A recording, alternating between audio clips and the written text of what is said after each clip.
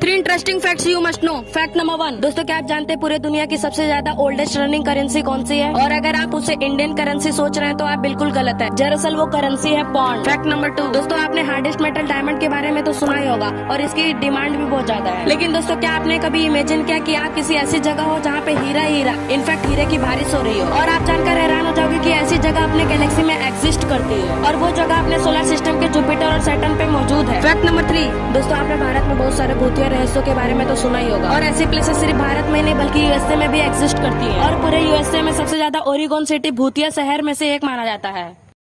अरे बाबा!